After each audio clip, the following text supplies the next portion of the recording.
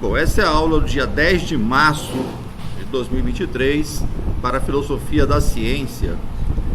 E a gente abre aqui o módulo 3, que você já deve ter disponível, intitulado As Críticas da Cultura Científica Moderna.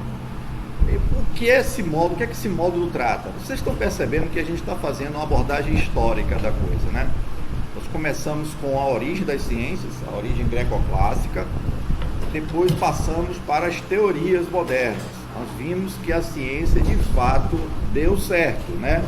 A ciência se mancomunou com o poder sob os auspícios do Francis Bacon, do René Descartes e do Immanuel Kant. Nós vimos que esses três aqui pensaram a ciência, pelo menos nas suas bases teóricas, e de fato, a partir da Idade Moderna, essa invenção chamada ciência moderna cresceu a tal modo que eu ouso dizer, virou uma espécie de praga. Vamos pegar uma metáfora agrícola aqui, uma monocultura. E toda monocultura me parece que tem alguma coisa de praga, né? Monocultura para mim é um palavrão. Por quê? A vida humana, ela é multicultural, né? Existem várias culturas. Do ponto de vista amplo, a gente pode falar, existe a cultura política, a cultura religiosa, a cultura filosófica, a cultura artística e também a cultura científica. Nenhuma delas deve tomar conta da outra. Essas coisas deveriam acontecer dentro dos seus sistemas. Mas o que aconteceu é que a cultura da ciência moderna se desenvolveu tanto que absorveu as demais. É tão difícil falar desse assunto e é tão difícil verificar isso porque influenciou nosso modo de pensar. Quando você tenta estudar filosofia, religião, política antes da eclosão da ciência moderna, você tem dificuldade de pensar como eram essas coisas, porque a ciência moderna tem um olhar tão científico moderno sobre essas outras culturas que a gente, por assim dizer, cientificiza tudo que a gente toca.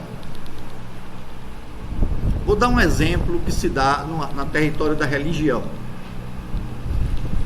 Durante muito tempo a religião conviveu com outras sem precisar pensar em termos de verdade e falsidade, que são a invenção da cultura científica moderna, né?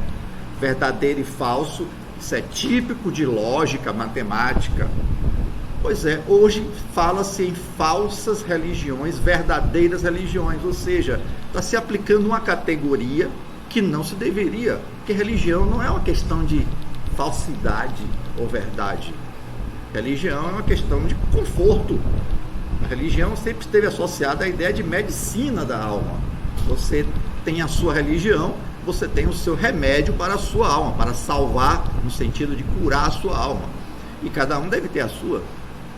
Assim como não existe verdadeiro remédio, porque um remédio para você pode ser veneno para o outro. Mas depois que a ciência moderna passou a entrar nessa área, fala-se em religião como se estivesse falando de um assunto matemático. Existe a religião falsa e a religião verdadeira.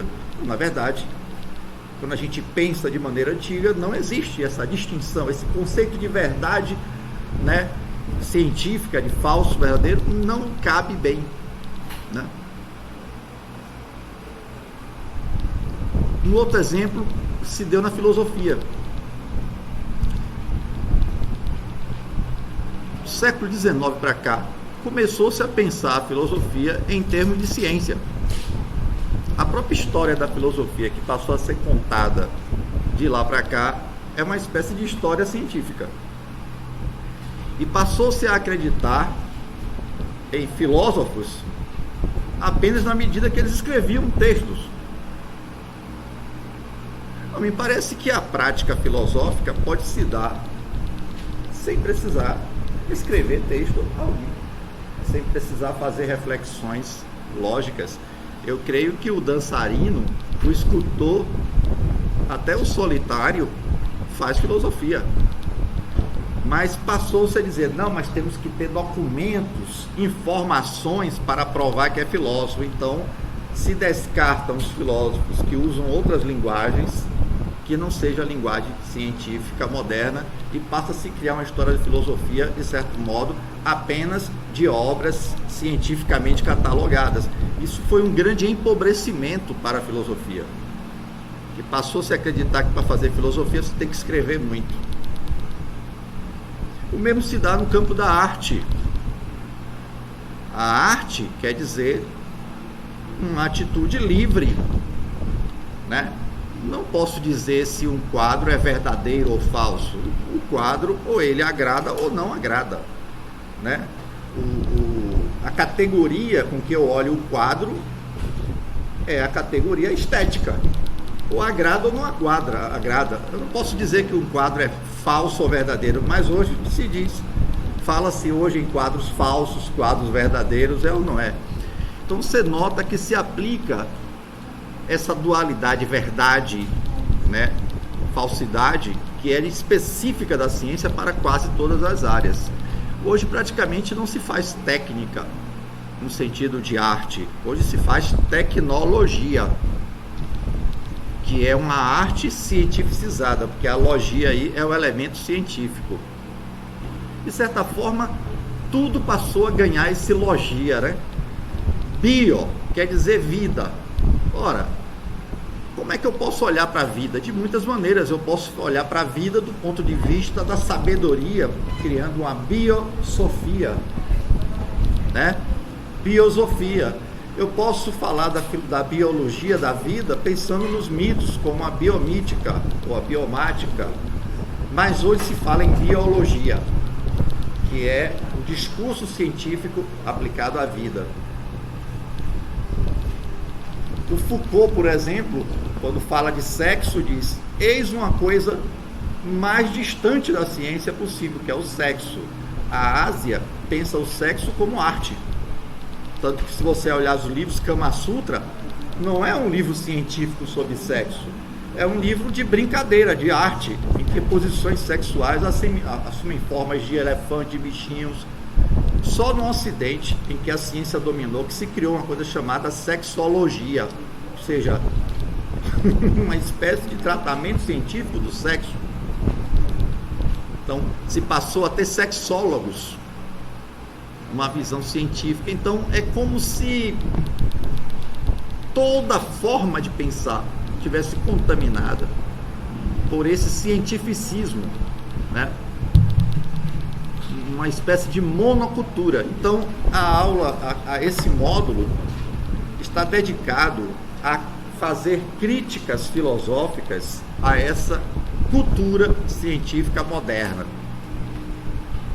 que eu chamo de monocultura. Então, nós escolhemos 3 pensadores.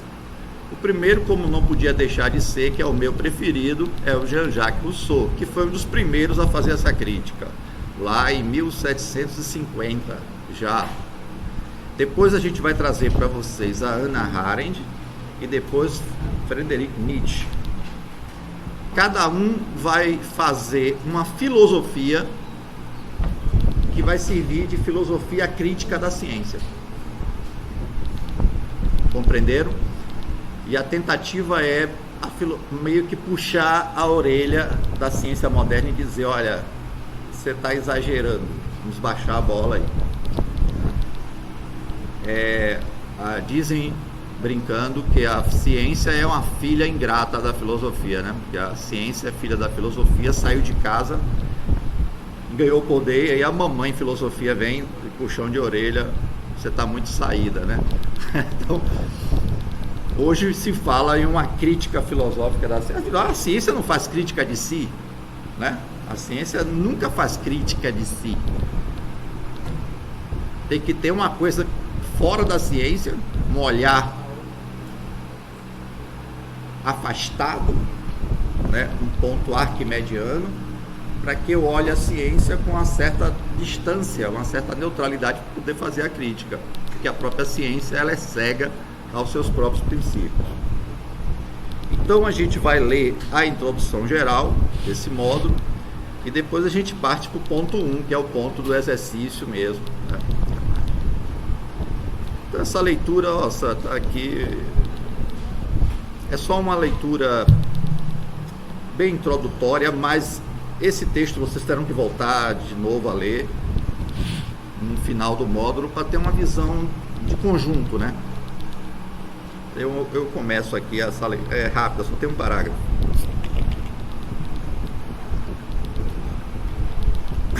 Acessem, por favor, esse primeiro material e acompanhem. Críticas da cultura científica moderna. Michel Foucault afirma que uma das mais antigas funções do filósofo do Ocidente é, cito, colocar um limite ao excesso de poder. 2004, página 39. Então, já aí, vocês percebem que a missão da filosofia é criticar essa relação da ciência com o poder. De certa forma, a crítica filosófica em relação à ciência não é bem contra a ciência em si mesma, mas contra essa relação de ciência e poder que define o conceito de ciência moderna. Tá? Então, eis a missão do filósofo do Ocidente: colocar um limite ao excesso de poder. Já contamina até o modo de fazer filosofia, porque se a ciência não tivesse praticado esse excesso de poder, essa missão não existiria. O filósofo, né, no Ocidente, ele está consciente, o Michel Foucault, de que nem sempre a filosofia é filosofia da ciência, né, como crítica da ciência, mas no Ocidente passou a ser assim. E com efeito, prosseguindo, esse parece ser o caso dos filósofos que se voltam contra o chamado despotismo da ciência moderna. Todo mundo sabe que é despotismo, né? Déspota ou despotes quer dizer poder do pai. Despotismo é aquele mando que se justifica pela ideia de que os meus governados são meus filhos. E tem políticos que fazem isso. E erram, é claro. Porque o político manda porque tem prazer em mandar. O pai manda porque ama seus filhos. Então, quando o político diz: eu sou o pai da nação, eu vou cuidar de vocês, meus filhos, cidadãos, essa é uma falsa analogia. Porque meu pai, quando eu era tutelado por ele, mandava em mim, né? Então, mas mandava porque eu acreditava que ele me amava, e não porque ele gostava de exercer o poder. Talvez eu até gostasse. Então, o poder despótico é esse, é o poder do pai, que todo mundo já experimentou um dia a frase mais despótica que existe: aqui quem manda sou eu, se você quiser viver a sua vida, saia. Todo filho um dia cometeu essa bobagem de dizer: ah, mas na casa de fulano é diferente, o pai de cicrano não faz isso. Aí você recebe aquela resposta óbvia: na casa de cicrano, quem manda é ele, aqui quem manda sou eu, e obedece quem tem juízo. Isso é despotismo, né? Poder do pai. O poder público não pode ser assim, né? Tem outra natureza. Então a gente fala de despotismo da ciência moderna. Aqui quem manda sou eu e pronto.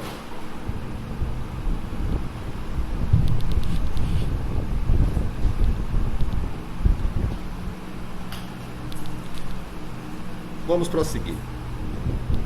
Um dos primeiros a chamar a atenção para esse risco foi Rousseau, para quem a ciência do 18 francês parecia abrigar o perigo de embelezar a escravidão, tornando-se assim um instrumento poderoso para os déspotas esclarecidos. Com certeza vocês já estudaram, pelo menos já viram essa expressão, déspota esclarecido, já viram essa? Quando estudaram o iluminismo, não viram não? Déspotas esclarecidos. Isso. Esses chamados déspotas esclarecidos eram homens de ciência que a gente dizia que era o patrono das ciências e das artes, eles financiavam as ciências e as artes.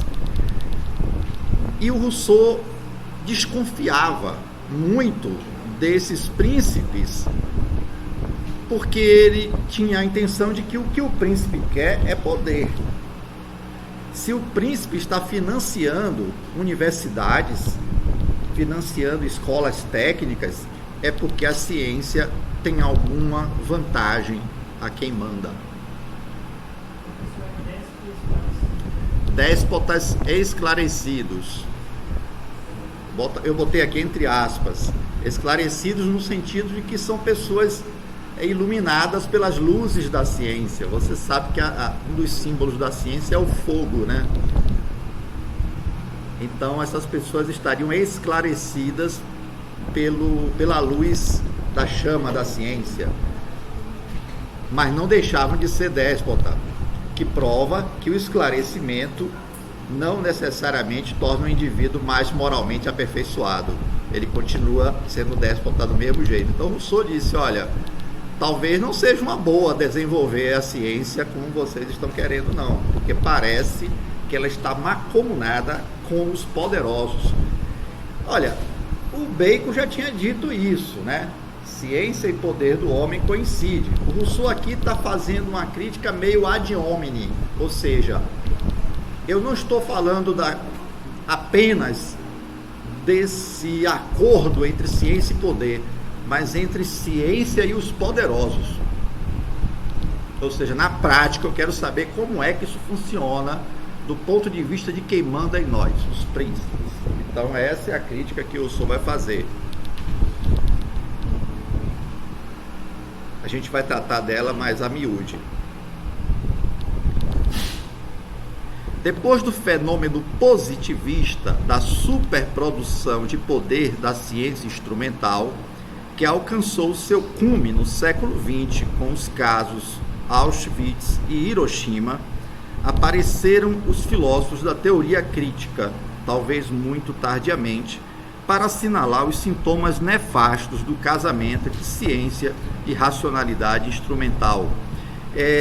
Esses filósofos da chamada escola crítica, eles notaram que o caso Auschwitz era a apoteose do poder da ciência, ou seja, qual é a manifestação máxima de um poder da ciência? É quando a ciência começa a tratar da morte humana do ponto de vista lógico. Então, eu vou fazer o quê? Vou fazer uma espécie de revolução industrial e científica em relação à morte. Porque o que foi Auschwitz? É a produção em série de morte. Morte calculada, morte pensada cientificamente. Uma coisa é você entrar numa briga de bar, esfaquear o cara. Outra coisa é você colocar em planilhas qual é o tamanho da sala, a quantidade de gás, os critérios para separar, critérios de saneamento, de saúde, a fim de matar pessoas com muita eficiência e pouco trabalho. Então, em vez de enfiar uma faca, brigar, suar, eu aperto um botãozinho e aciono uma morte de milhões. Ou seja, eu mato cientificamente, sabe? Eficientemente.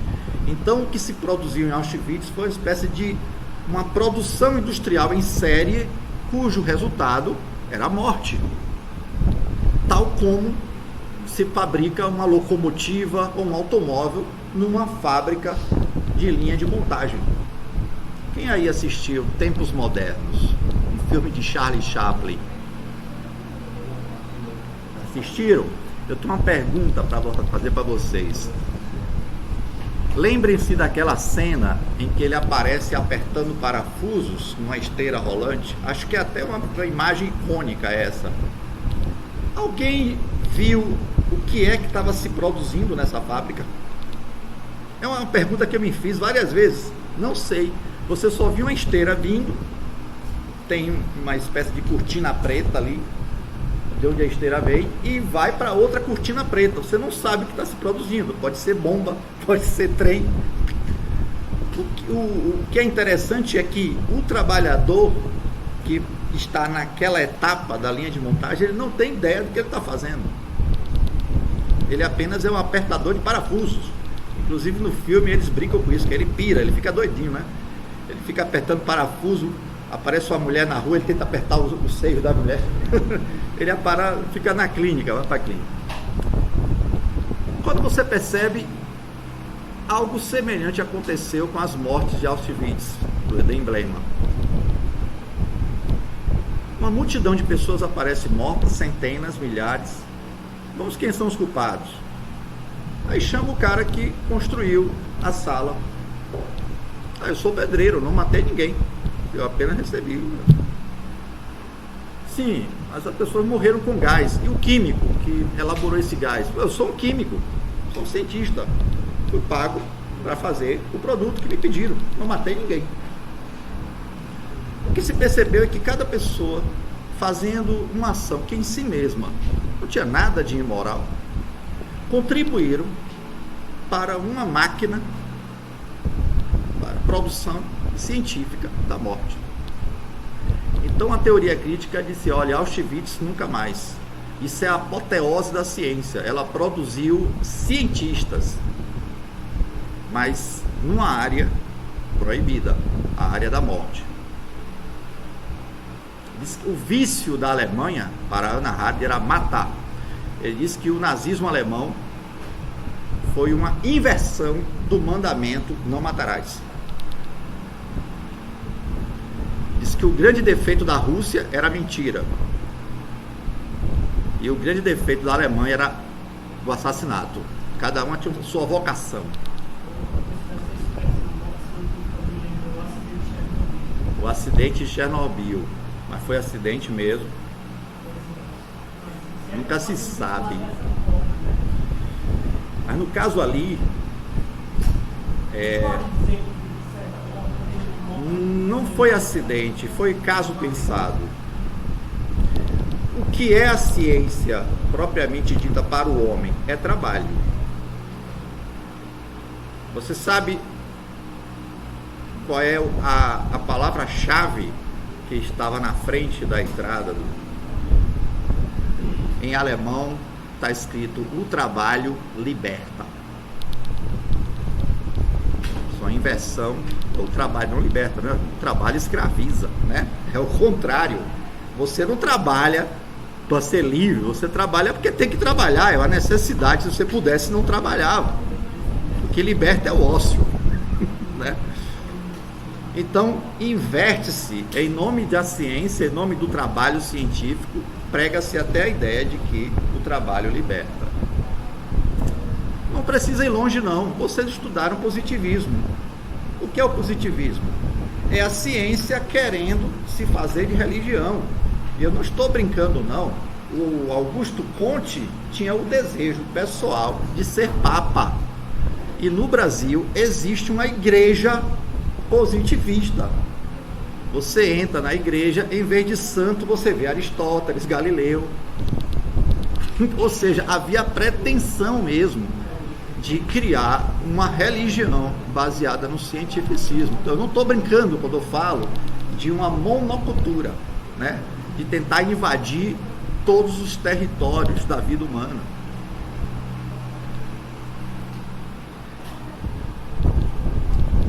Contudo, prossegue o texto, não se pode culpar o silêncio dos filósofos durante o período que separa Rousseau e os pensadores da escola crítica de Frankfurt. Nesse intervalo, está Nietzsche a alertar que a ciência instrumentalista é doença e desprezo do corpo, tentativa amedrontada do homem do rebanho em reprimir sua besta interior. Em outro intervalo, o que separa Frankfurt da atualidade, situa-se Hannah Arendt, que vê na cultura da ciência um processo que transita em paralelo com a morte da ação.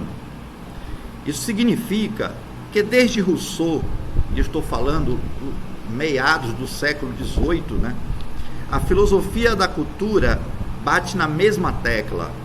A ciência moderna, como qualquer outra forma de cultura, não deve ameaçar o poder de outras culturas, como a cultura filosófica, a política, a religiosa, etc.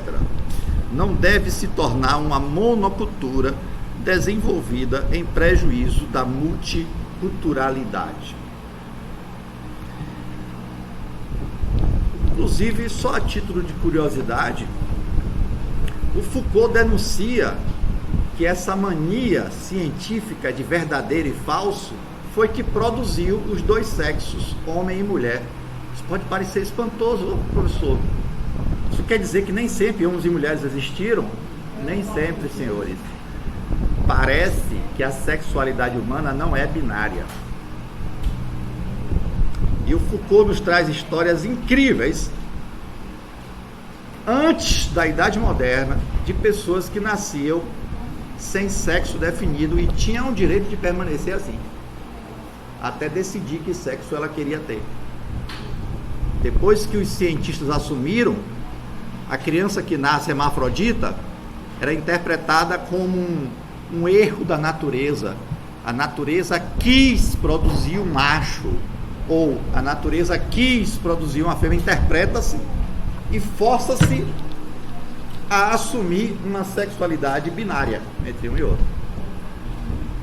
Então, a própria separação de gêneros é um dos produtos da ciência. Incrível que pareça. Repare que ela invadiu até esse território. Então nasce a clínica, né, que tenta categorizar os indivíduos a partir de uma sexualidade reprodutiva. Olha que interessante.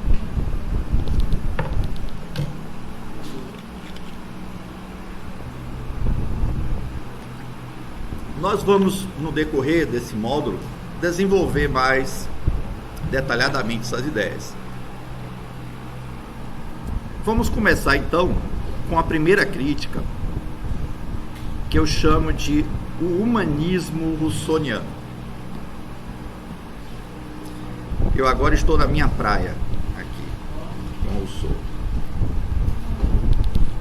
No discurso sobre as ciências e as artes, Jean-Jacques Rousseau fixa uma importante diferença entre a ciência enquanto prática a que se entregam a alguns raros indivíduos especiais e a ciência enquanto cultura de massa incentivada pelos governos. Isso é muito interessante porque nesse livro aqui, acho que é de 1750, acho que é de 1750, bem meado do século XVIII.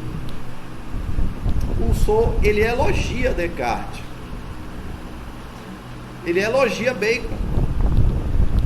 O Rousseau está a favor, né? Mas ele diz: enquanto Descartes e Bacon permaneciam como indivíduos. Então, a ciência não é um problema quando é praticada pelo indivíduo. O problema é quando vira política. Entendeu?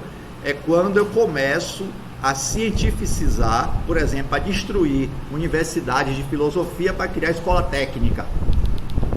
Porque filósofo é vagabundo, né? Filósofo é ocioso. Por exemplo, várias ordens religiosas que trabalhavam o ócio sagrado, né? O sacerdócio. Sacer quer dizer sagrado. Ordens religiosas que não trabalhavam, existiam ordens mendicantes, né, que saíam às ruas pedindo. Fecha-se tudo isso. Vamos produzir escolas técnicas. Eu quero ensinar ciência tecnológica. Então, de certa forma, as ciências humanas, ou chamadas ciências humanas, recebem um baque aí, né, nessa linha. Então, o Rousseau já está começando a perceber que esse incentivo a criar trabalhadores da ciência, operários da ciência, é um mau negócio. Porque já entra o elemento da massificação de pessoas. No primeiro caso, a ciência seria louvável, ou seja, quando ela é uma atividade apenas do indivíduo. Ela seria louvável na medida que ela permitiria a expressão da genialidade do indivíduo que se sente com forças para caminhar só. No segundo caso, paira sobre a ciência a suspeita de que ela possa servir como um meio de fortalecimento do poder despótico, pois enquanto o povo está às voltas com um trabalho técnico-científico, ele não pode perceber que está sendo escravizado. É que um dos poderes da ciência seria o de estender, cito, guirlanda de flores sobre as cadeias de ferro. Isso no francês é bonito, que rima, né? Guirlande de fleurs sur chaîne de fer. Ou seja, de colocar um véu sobre os perigos do prometeísmo. O que é que está sendo dito aqui?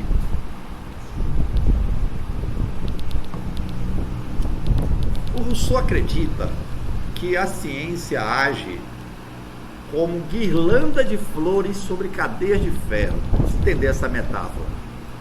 O que são cadeias de ferro? Como é que você imagina? Eu sempre imagino aquela corrente presa na perna do sujeito, ou aquela bola pesada para não deixar ele andar. Eu tenho a impressão de que aquela bola chama-se trambelho ou trambolho. Daí que você usa inclusive para segurar galinha, né? É isso? Você pega uma galinha, amarra na patinha dela e amarra nesse trambelho, que é uma pedra pesada. Quando a corda se solta, a galinha fica destrambelhada. A palavra destrambelhado quer dizer isso. Fugiu do trambelho. O Rousseau acha que a ciência coloca guirlanda de flores. Você sabe que guirlanda é aquele enfeite feito com flores, normalmente se coloca em sepulturas e tal, mas não é só isso. É qualquer ramalhete de flores feito para embelezar, né? A gente pode chamar guirlanda. O que significaria colocar guirlanda de flores sobre as cadeias de ferro? É para que os homens não vejam que estão sendo escravizados. A ciência teria o poder de embelezar a escravidão.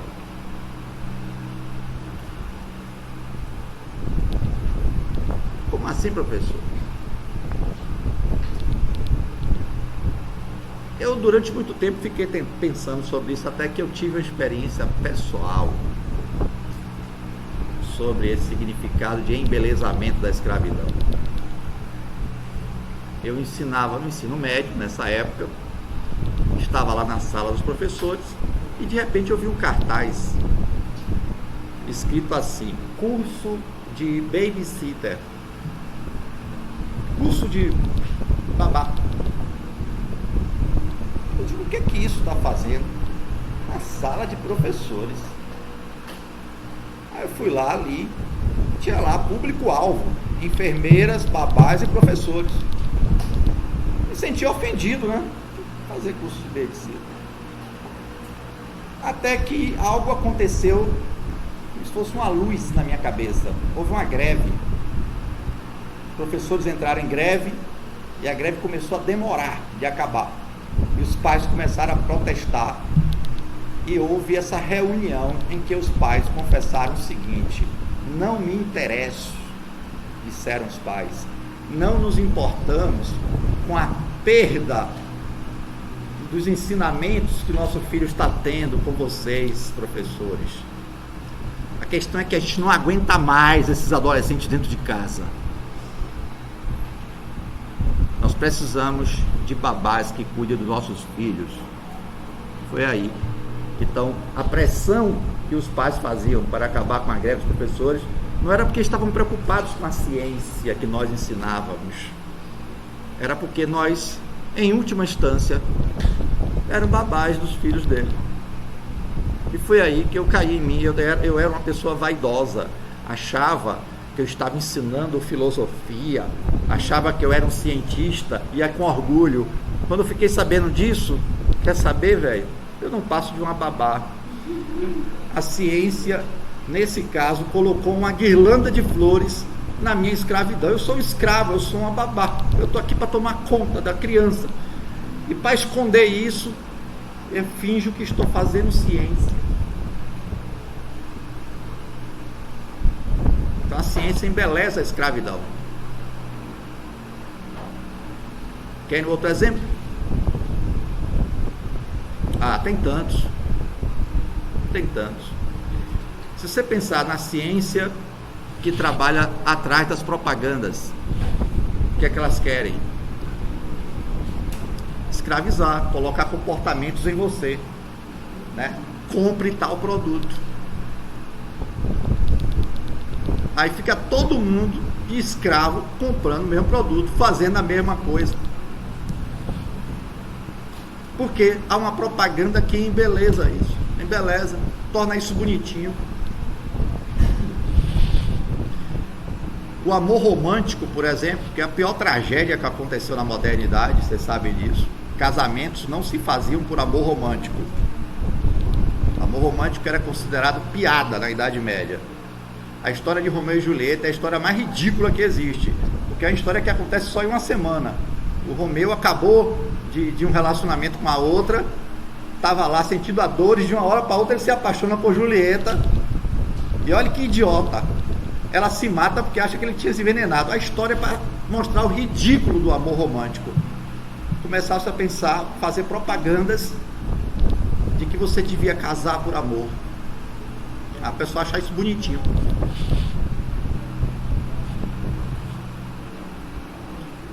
Então, a ciência, sobretudo quem está por trás na política ali, tenta manipular quem domina a ciência, manipular seus desejos. Olha, o que dizer hoje dos algoritmos?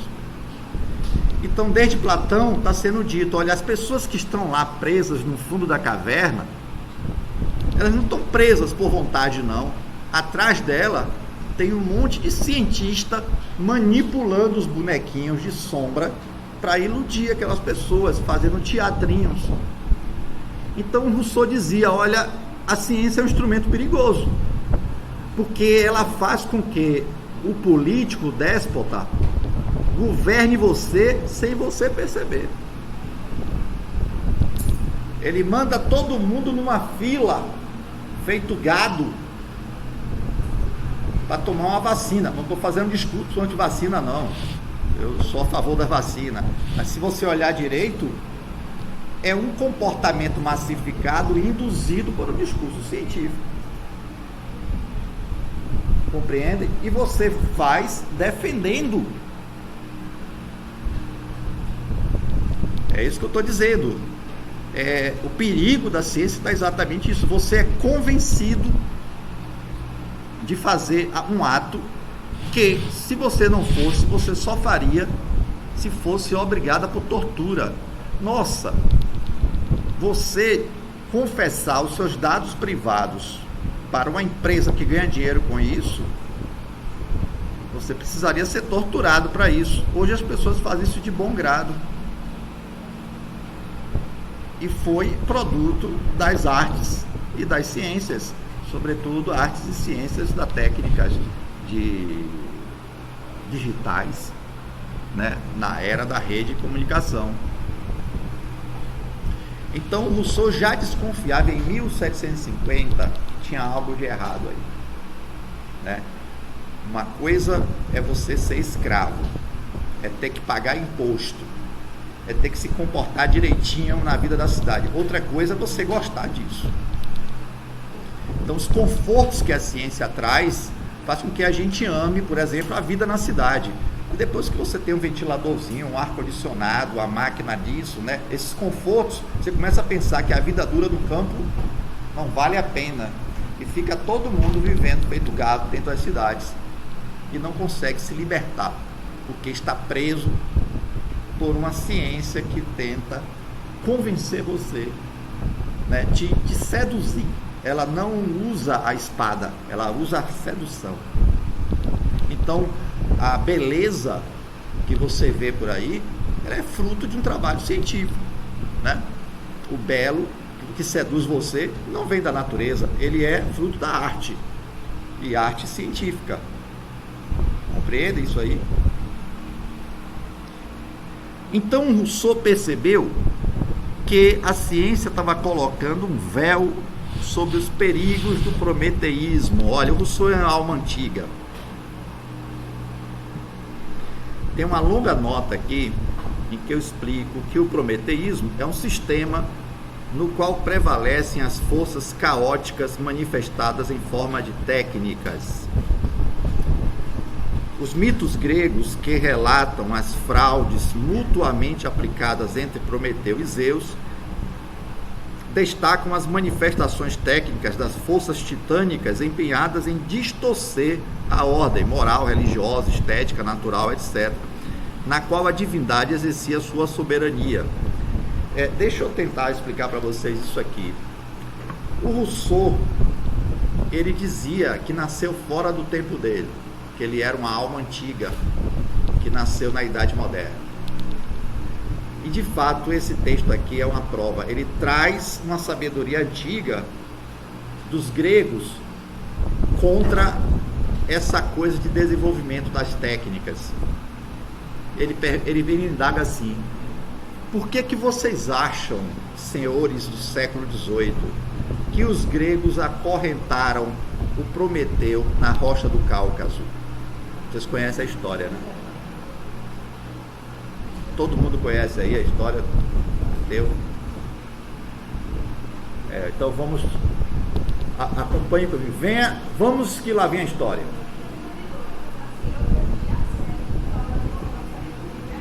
De Prometeu.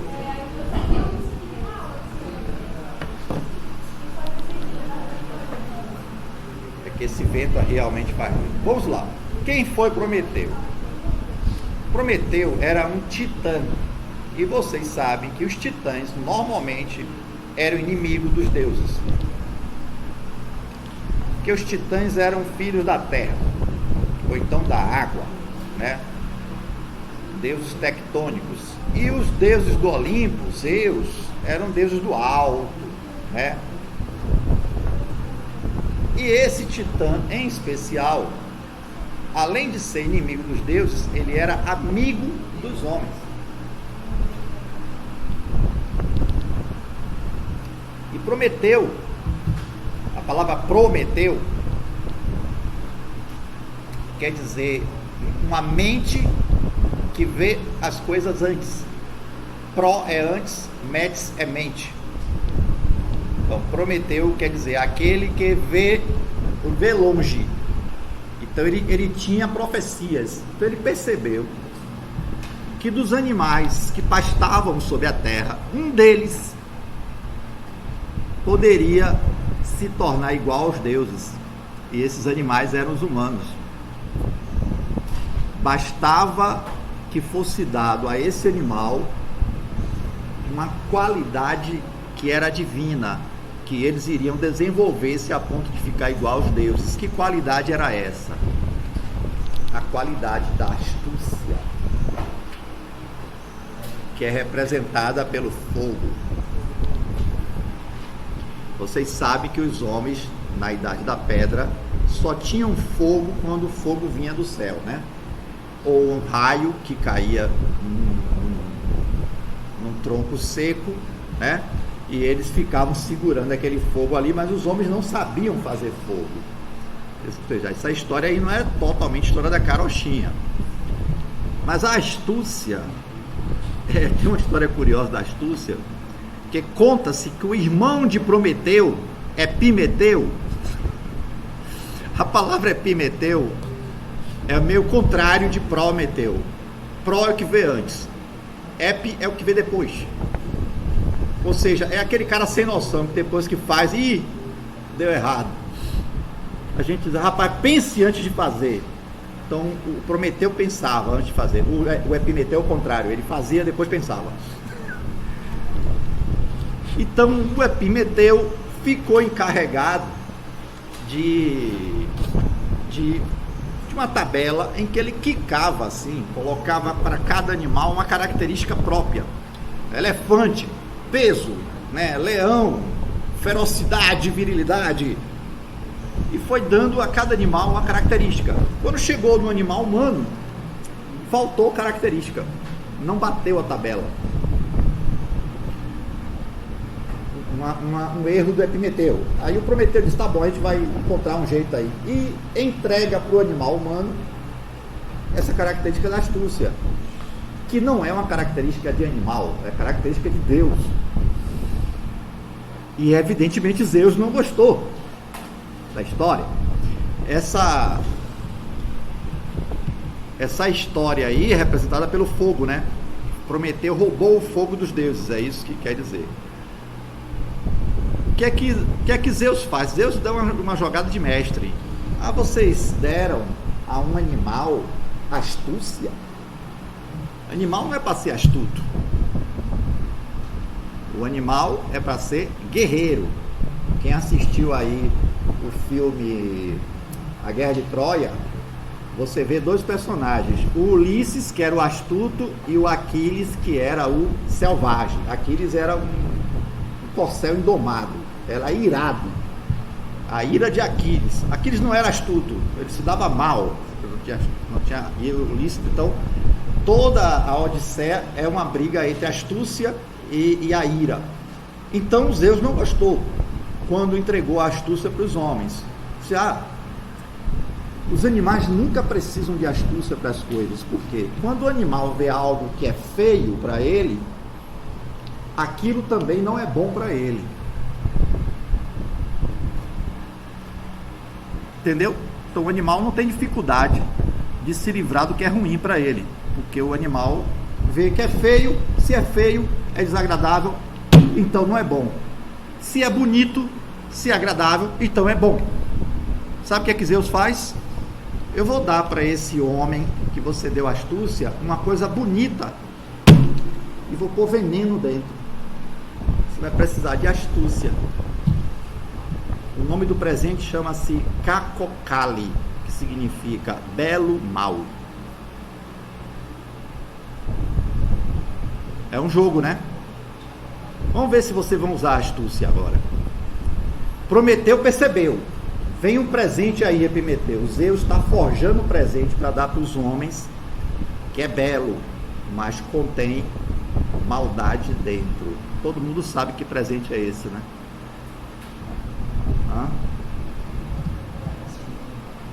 Era Pandora, a primeira mulher.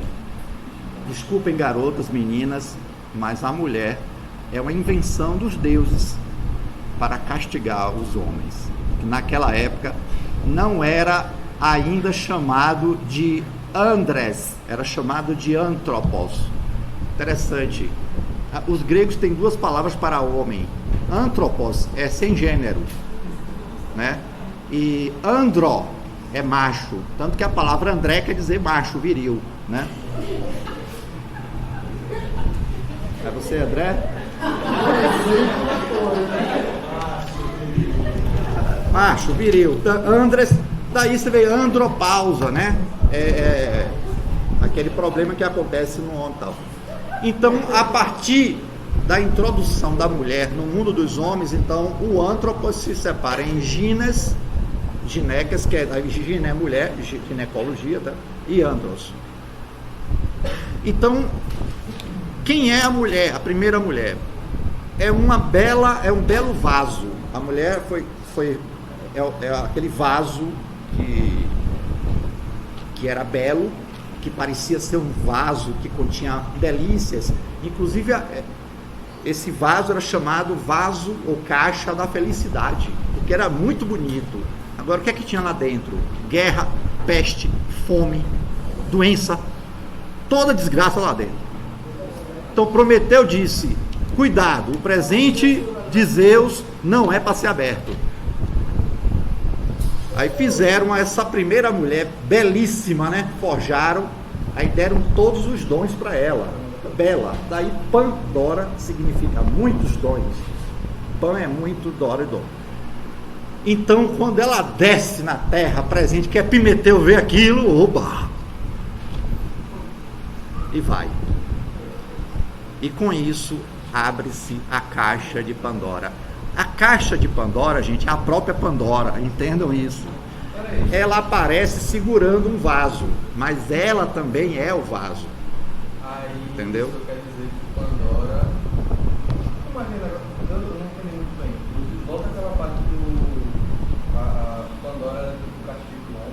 Castigo de Zeus para Prometeu, na verdade.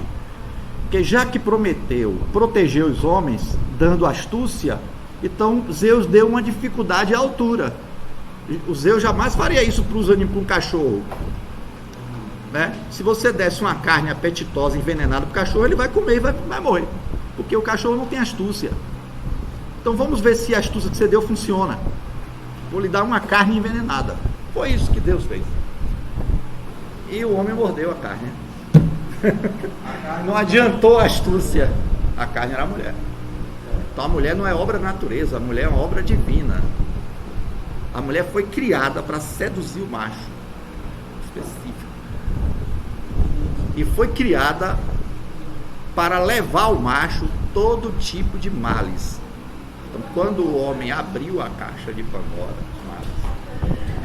esse mito, ele se repete em várias culturas. Se você pegar a mitologia hebraica, Eva, a primeira mulher, dizem que é a segunda, ela não é o mal, mas ela carrega a possibilidade do mal entrar no mundo, né? Através de Eva, o mal penetra no mundo. Então, através de Pandora, o mal penetra no mundo. Tem sempre esse padrão de que a primeira mulher abre as portas. A gente sabe hoje que isso tem a ver com os desejos, né, mal resolvidos que os homens sentem. Ô professor, depois de Pandora, teve alguma outra mulher para desenvolver o mal, ou o mal ficou para mudar aquela ideia? Ficou. O mal espalhou pelo mundo. Porque o cristianismo veio Maria, né? Para remover esse mal, para Jesus Cristo, para que ele viesse pagar pelos pecados. Aí você tem uma teoria da serpente que é complicada, né? Você sabe que a serpente, na origem, era o serpe, era um humanoide. Vocês sabiam disso? Tem até pinturas, né? O serpe era humanoide, ele tinha 2 braços, 2 pernas e sabia falar. Era um animal que sabia falar. E sabia falar muito bem, que ele falava cantando. E Eva ficou seduzida com a linguagem do serpe e parece que teve relações sexuais com o serpe.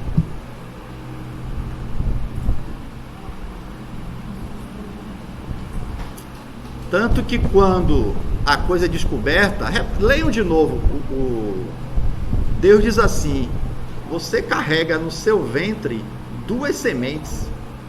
Uma é a semente do homem, Adão, e a outra é a semente da serpente. Tanto que Caim é considerado filho da serpente. A serpente engravidou Eva. Então, como castigo, Deus obrigou o serpe a perder as pernas e a rastejar na vida. Então, o serpe só adquiriu esse formato que a gente vê hoje por castigo.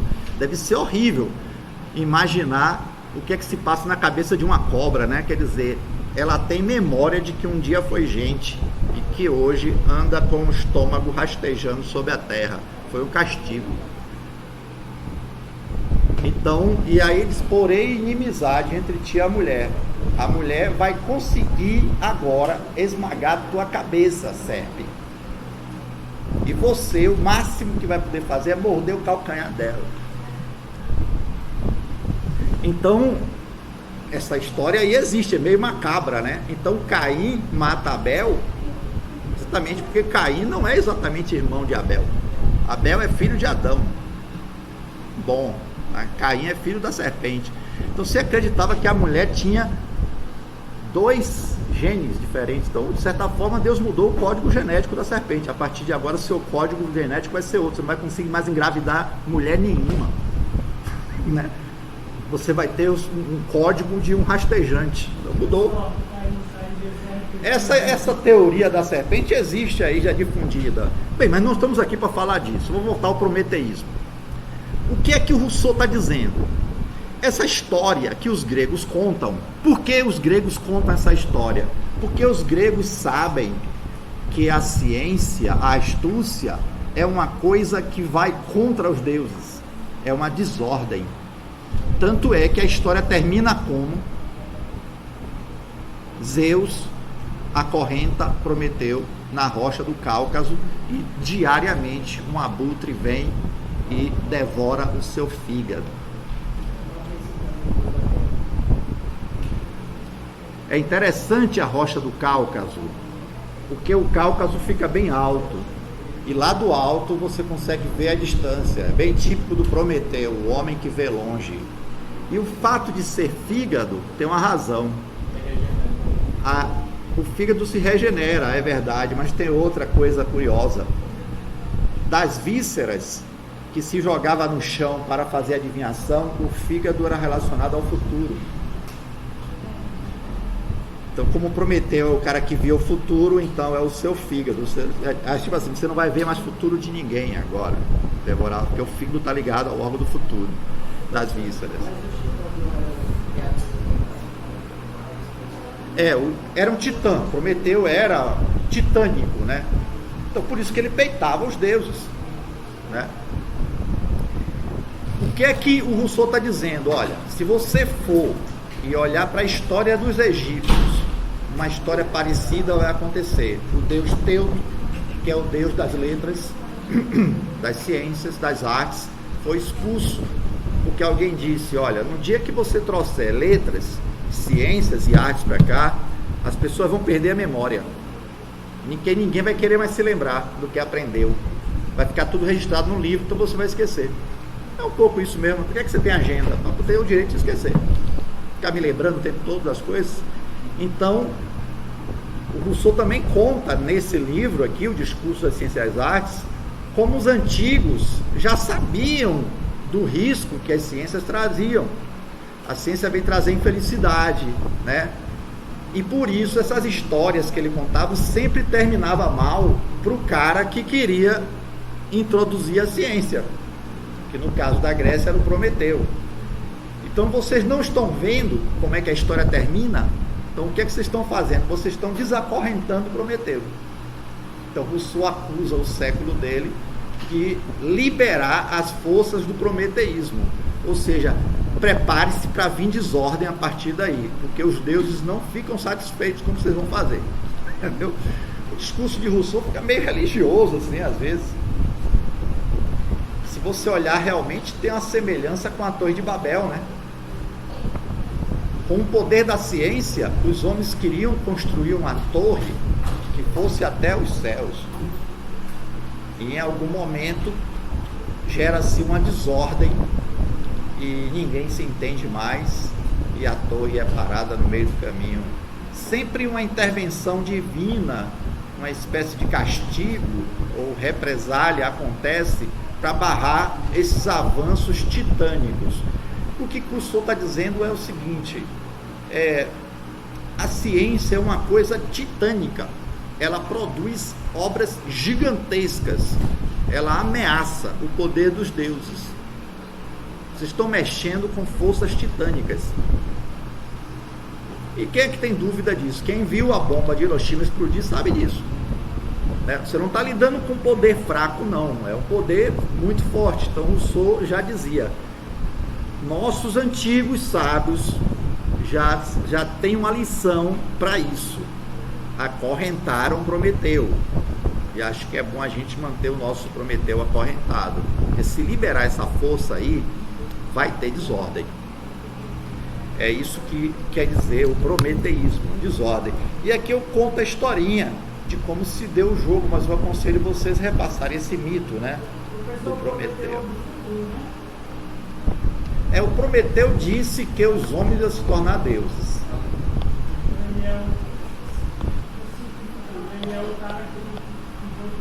Ele é o cara que vê o futuro. Ao contrário do Epimeteu, que ele só vê o passado. Epimeteu. São irmãos, nome lindo, Meteu, medes, quer dizer mente. Mas Prometeu também tem outra coisa. Significa mente distorcida. Porque Zeus também tem uma mente.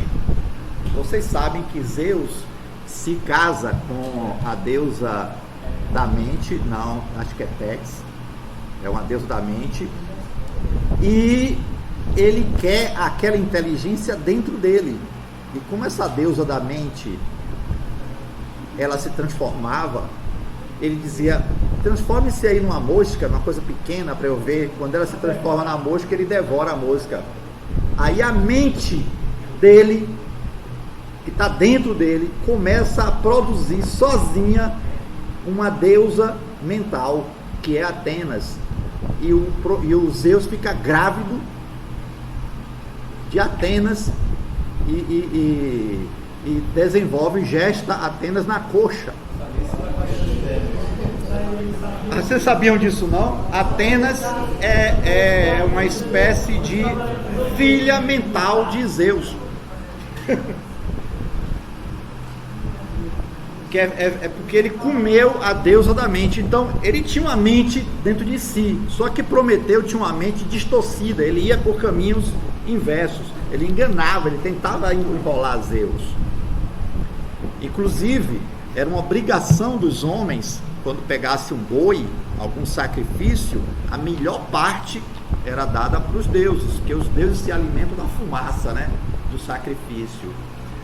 Sabe o que Prometeu faz? Como símbolo de que ele não está nem aí para os deuses, que ele quer o melhor para os homens, ele pega o touro, arranca a carne, a melhor coisa, separa, e pega a gordura, ossos, e cobre com a pele, e fica aquele volume enorme de gordura e de osso, e manda Zeus escolher. Aí Zeus: eu quero o maior. Quando Zeus descobre que é só gordura, Zeus fica fulo, né? Tá tentando me enganar, Prometeu. Então Prometeu era assim, ele fazia um jogo de xadrez com Zeus o tempo inteiro. Por quê? Zeus nunca ligou para os homens. Então os homens têm esse protetor, né? O Prometeu é um protetor dos homens. E segundo Yuval Harari, que é um dos grandes escritores do nosso século, os homens já estão numa etapa chamada Homo Deus. Já leram esse livro? Ele diz que o elemento que separa o homem de um Deus basicamente é a morte, é a mortalidade. Os deuses são imortais e os homens são imortais, são mortais. No dia que os homens vencerem a mortalidade, os homens se tornam iguais aos deuses. E segundo Yuval Harari, que é professor da Universidade de Jerusalém, ele diz que hoje, ele afirma isso no livro dele, a morte passou a ser uma questão técnica, não é mais uma questão de destino. Ou seja, daqui a pouco você terá que escolher se quer ou não morrer, porque as tecnologias permitem ou permitirão que você viva 300, 400, 500 anos indefinidamente, por conta dos aperfeiçoamentos técnicos. E já tem uma doutrina chamada transhumanismo que investe pesado nisso.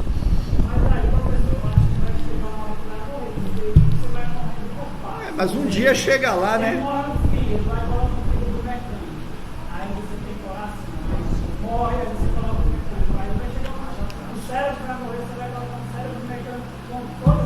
Pois é, qual é o limite disso? Não se sabe. Mas o fato, irmão, é que a vida humana deixada à natureza, acho que não passa muito de 40 não. Se a gente hoje vive 80, é por conta da ciência. Temos que convir que a ciência trouxe lavar as mãos, regras de higiene, alimentação, medicina, isso prolongou a vida humana. Mas também, se a gente vivesse só necessitando da natureza, sem avançar tecnologicamente, sem avançar da tecnologia, o nosso corpo não ia adquirir imunidade ou imunidade, tipo os animais, que vão passar por isso também. A gente vê na motricidade, ou passar por os animais vão se adaptando da então eu acho que a natalidade do ser humano pode ser um processo de adaptação. Isso é uma tentativa de naturalizar as coisas, porque no caso do ser humano, eu não diria assim que é tão natural, por exemplo, lavar as mãos. Você já viu a história do primeiro médico que desconfiou que as mortes de crianças eram porque os obstetras não lavavam as mãos. Esse cara foi expulso do hospital. Foi. Essa história não foi bem vista. Depois que ele teve que criar um outro hospital e viram que a taxa de natalidade era muito maior, vamos imitar, é possível que ele tenha razão. Em Salvador, enterravam-se, eu sei porque eu sou dessa cidade, enterravam-se as pessoas dentro das igrejas. Os pobres no fundo, no quintal, os ricos dentro da igreja e a classe média na frente da igreja. Resultado: as pessoas iam para os cultos aos domingos e quando voltavam, cheio de doenças causadas pela putrefação dos mortos. Houve um problema de saúde seríssimo e aí os cientistas vieram com a ideia, em Salvador, de se enterrar em cemitério. O pessoal quebrou o cemitério todo porque não aceitava ser enterrado fora de lugar sagrado. Foi preciso construir uma capela dentro do cemitério e tal. Então, vacina, você vê revolta da vacina, as pessoas não aceitam. Então, não vou dizer que é natural isso, é forçação, é a ciência forçando você a ter que aprender, né? E isso às vezes se faz. De alguma forma a ciência manipula o que ela quer que as pessoas chegarem. Manipula o objeto para chegar naquele. Manipula, usa força e usa força com justificativa. Qualquer cara invade sua casa e diz é vigilância sanitária. É ou não é?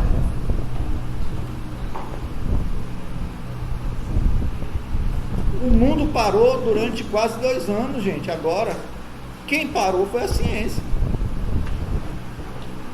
Foi a ciência que disse: parem tudo. Não estou dizendo que ela está errada, mas estou dizendo que ela tem poder. E já no século XVIII, o Rousseau já desconfiava: isso vai crescer, isso vai virar um poder imenso. Quem tiver com isso aí na mão, ganha. Por exemplo, uma ação que ocorre na justiça, quem é que decide? É a ciência. Quem decide é o perito. Vem a expressão que o perito usa quando vai analisar um cadáver é: está na hora do cadáver falar. Eles fazem assim, porque eles analisam em que direção se deu o corte, o ferimento, analisam quanto tempo teve essa ferida, então eles podem determinar o local e a hora, como se deu o crime. Eu me lembro de um caso, eu fiz direito, né, e fiz medicina legal, de um sujeito que foi esgorjado. Sabe o que é esgorjamento, né? É quando passa-se a faca na frente do pescoço. Em medicina legal, eles têm termos técnicos para tudo. Se você arranca a cabeça, é decapitação. Se você arranca a coluna por trás e a cabeça fica pendendo para frente, é degolamento. Se você arranca pela frente, é esgorjamento, termo técnico. Esse cara foi esgorjado. E aí o perito descobriu que o corte começava da direita para a esquerda e que provavelmente quem esgorjou foi um cara canhoto. Você pega a vítima por aqui e faz isso com a faca, porque normalmente o sujeito vai pela direita, ele faz assim, né? E tinha 5 suspeitos. Aí o perito mandou o delegado: olha, não sei quem foi, mas o autor é canhoto. O delegado foi lá, mandou cada um assinar uma folha lá, inventou. O canhotinho assinou o nome, pronto. No dia seguinte já separou o cara em outra cela e diz: olha, deixou o cara lá durante um dia, sozinho. Depois de um dia voltou, seus colegas te denunciaram, você sabe disso, né? Mentira, mas conseguiu resolver o caso por causa de uma perícia. Então quem manda no judiciário são os peritos, são os cientistas.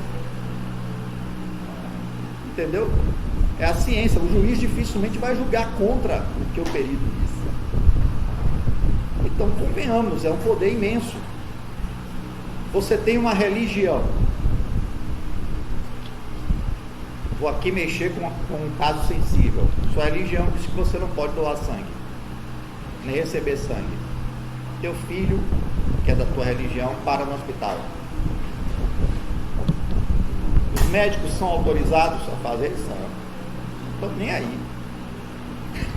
Entendeu? Porque o código de ética médica é salvar a vida. Então eles vão fazer a transfusão.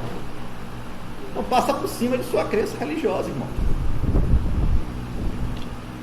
Então a gente não está brincando. Então o Rousseau já descobriu, olha, isso é muito poder. E não é um poder de fogo, de espada, é um poder de sedução. As pessoas dizem assim, você tem razão. E vai. Porque assim se trabalha com lógica. Né? De quem é essa garrafinha? Estava aqui em cima da minha mesa. É presente? Não. Oh, desculpa. Eu aqui nessa nota eu comparo o Rousseau, sabe a quem? Aquele personagem do Cervantes, Dom Quixote. O Dom Quixote também percebeu, na época dele, na Espanha, que algo grande estava acontecendo, só que ele não tinha clareza que fez representar essa coisa titânica pelos moinhos gigantes. Tinha algo grande acontecendo, então ele brigava com os moinhos gigantes, porque ele sentia que, de certa forma, o moinho era a expressão da ciência na época, que as famílias moíam em casa, e os moinhos já é uma tecnologia nova, que tira das famílias o direito de vender seu próprio grão moído. Agora são as grandes usinas que fazem isso. Então, olha, o Cervantes já tinha percebido isso. Vem algo titânico e grande aí. Então, Rousseau é o primeiro a fazer isso. Bom,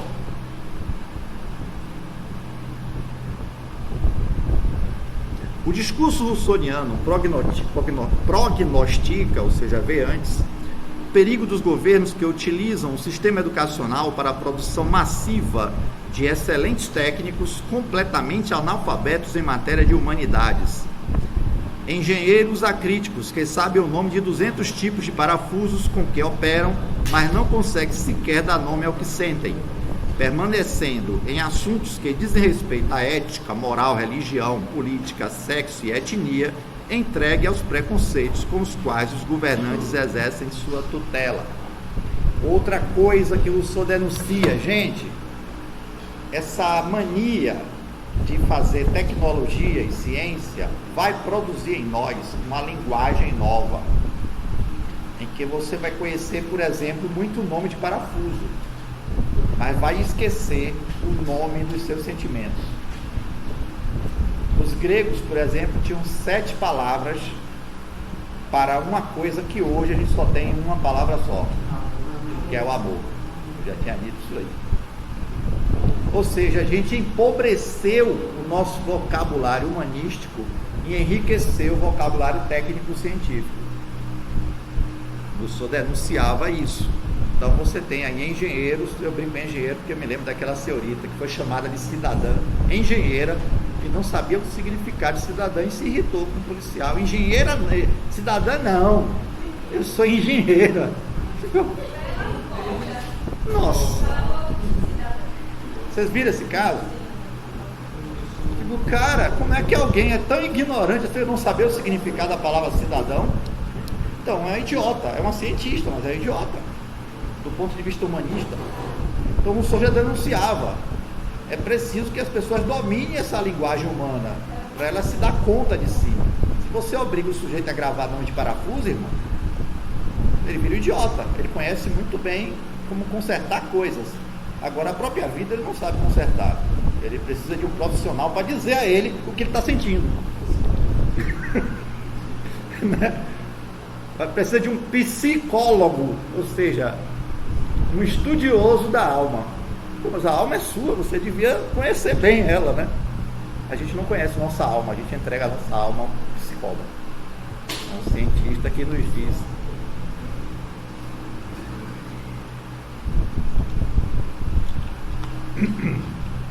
Para finalizar, ulteriormente a história confirmou o prognóstico crítico de Rousseau quanto aos perigos da racionalidade técnico-científica. na obra de Kant acerca do conceito de esclarecimento, lê-se que, cito, em relação às artes e às ciências, os nossos governantes não têm interesse algum em exercer a tutela sobre seus súditos. Os filósofos da escola de Frankfurt, para quem a exigência que Auschwitz não se repita é a primeira de todas para a educação, em sua denúncia contra os aspectos funestos do programa político-pedagógico da modernidade, apontam para o caso Auschwitz dos operários tecnicamente eficientes e monstruosamente desumanos, como sendo o infeliz resultado da distrofia da razão instrumental desenvolvida às custas da atrofia da razão crítica. Então, distrofia é aumento, né?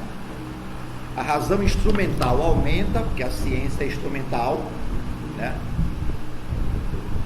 E há uma atrofia, uma redução da razão crítica, né? Os homens se tornaram mais instrumentalizados e menos críticos. Como diz Humberto Eco, hoje se mata com mais eficiência e menos crítica. Na Idade Média, com uma espada, você podia matar 10, 20, até mais pessoas, mas você tinha que estar junto de quem você matava. Hoje, um sujeito dos Estados Unidos, ou em qualquer país super desenvolvido tecnologicamente, aperta um botãozinho e mata milhões. Ele mata com mais eficiência e menos responsabilidade, porque ele não vê a cara de que ele está matando, né? Ação à distância, né? Então mata-se mais eficientemente e com menos crítica. Isso que eles chamam de distrofia da razão instrumental e atrofia da razão crítica. Então, eu estou apresentando aqui Rousseau exatamente para mostrar a ciência tem elementos que podem ser desumanos. Então, para quem quer estudar esse tema, eu diria que gravem isso, que essa frase bonita na redação. A importância de Jean-Jacques Rousseau para a filosofia da ciência foi ter chamado a atenção de que desenvolvimento científico não é a mesma coisa que aperfeiçoamento moral, que é uma ilusão que você vê lá, por exemplo, em Bacon. Lembram de Nova Atlântida? Para Bacon, o desenvolvimento científico da Nova Atlântida também equivaleria a um aperfeiçoamento moral. Os homens matariam menos, mentiriam menos, seriam mais justos, porque detêm técnicas científicas que resolvem. Aí Rousseau vai dizer, pode ser que não. Parece que a ciência tem um desenvolvimento tão próprio dela, que inclusive pode se dar contra os humanos. Então não podemos dizer que o desenvolvimento científico é o mesmo que aperfeiçoamento moral.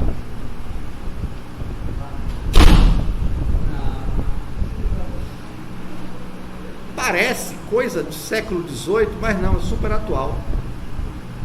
Quando você pega uma foto que fala sobre os novos progressos que houveram no nosso século, a foto é normalmente um monte de aparelhos luminosos, cheios de circuitos, né, luzes catódicas, uma parafernália técnica que é tida como se fosse uma evolução humana. Ninguém diz que matar a fome de pessoas é evolução, é progresso. Interessante, né? A gente não tem essa percepção, né? Se tem uma região de pessoas pobres, as pessoas não estão mais pobres, estão se alimentando, isso não é tido como desenvolvimento, isso não é tido como progresso. Progresso é geralmente aparelhos mais complexos, aparelhos de linha de ponta, tecnologia de ponta. É uma visão de que desenvolvimento científico seria sinônimo de aperfeiçoamento moral. Não é. Não é. E Auschwitz mostrou que é o contrário. Um grande desenvolvimento científico pode ser sinônimo de uma grande malignidade moral, como de fato Auschwitz mostrou. Não podemos negar, aqueles caras eram cientistas e eram bons. E hoje a ciência deve a esses caras. Eu li sobre Mengele e eu fiquei assim, estarrecido com a criatividade do cara. Pegar material humano, bota na mesa aqui, corta, faz uma incisão no estômago do sujeito e pendura uma batata numa linha dentro do estômago, para depois puxar a batata para ver quanto tempo a batata, assim, nesse nível. Não está preocupado com a dor, com nada. Ele queria material, não mata não, vamos usar. Ele achava um desperdício meter tiro, porque os caras tinham desenvolvido um fuzil, tem uma ponta bem fina. Você sabe que bala que a polícia usa não é para atravessar o cara, né? É para barrar o cara. Porque a bala é achatada. Mas inventavam um fuzil, porque o fuzil atravessa, então mata 7, bota em fila aí, pá, um tiro só. Aí o cara queria botar um fuzil tanto para matar 15, era para matar de forma eficiente. Então esse cara, o Mengele, disse, não, vamos utilizar isso para a ciência. Então, os caras faziam experiências com cordas vocais das pessoas, né? Abrir o estômago, botar pedaço de carne com cordãozinho, depois pedaço de batata para ver a diferença entre a digestão de amido, de proteína. E hoje a gente tem um problema de ética, a gente pode aproveitar as descobertas que esses caras fizeram, porque eles descobriram muitas coisas, mas o modo como fizeram isso foi absolutamente antiético, né? Então, eu não sei se a gente pode realmente concordar com essa ideia que até hoje eu vi um presidente aqui da América Latina defender. Porque quando você educa as crianças, elas não matam mais. Criança que vai para a biblioteca não vira assassino. É uma ideia interessante, né? Você faz escolas, mais escolas, menos penitenciárias. Visto assim é legal, concordo. Mas a ideia que está por trás disso pode ser falaciosa. É a ideia de que a ciência pode produzir um aperfeiçoamento moral. Se você tiver um doutorado, um pós-doutorado, você é uma pessoa melhor do que outra. Olha, eu já vi pós-doutores que são verdadeiros cavalos aqui, né? E o que acontece em alguns casos é que se tornam até pessoas piores, que se tornam orgulhosas, né? Então não sei se a gente pode comprar essa ideia, né? Então a gente para por aqui para não ficar muito longa, né?